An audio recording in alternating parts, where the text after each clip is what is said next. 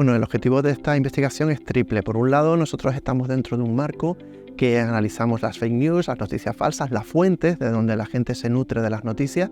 Por otro, también nos interesaba ver el papel del periodismo, porque somos investigadores y profesoras de periodismo, y también la percepción pública de la ciencia. En el caso del COVID nos venía bien el entorno del COVID porque era una información, una noticia con base mundial, con base también nacional, pero con un fondo científico. Y entonces, en ese sentido nos parecía adecuado este enfoque. Las conclusiones que hemos obtenido son varias.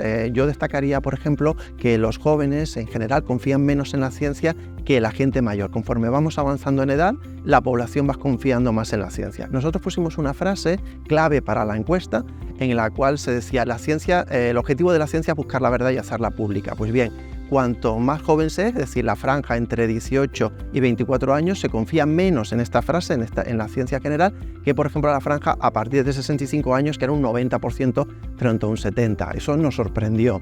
En relación con la ideología, nos ha sorprendido que la gente que se sitúa ideológicamente más a la derecha tiene menos confianza en la ciencia y además considera que la ciencia puede ser un peligro público para la humanidad frente a la gente que se sitúa, la población que se sitúa más a la izquierda. También eso ocurre con la gente que se considera de centro, confía menos en la ciencia. Las aplicaciones de esta investigación nos parecen muy relevantes por dos aspectos. Primero, porque evidenciamos cómo se comporta la población española respecto al acceso a fuentes, a lo que piensa sobre la verdad y la mentira y lo que piensa de la ciencia y del periodismo. Me parece importante. Y luego también creo que tiene aplicaciones especialmente en educación. Creo que hay que incidir en los colegios, en los institutos, también en las universidades, en algo que se llama educomunicación y que implica que los chavales y las chavalas entiendan cuáles son las fuentes solventes, qué implica la ciencia, qué significa la ciencia, qué es el método científico,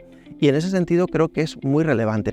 Nosotros creemos que nuestras investigaciones son muy importantes y las defendemos porque de alguna manera están enfocadas en por qué la gente está desconfiando cada vez más de los medios tradicionales.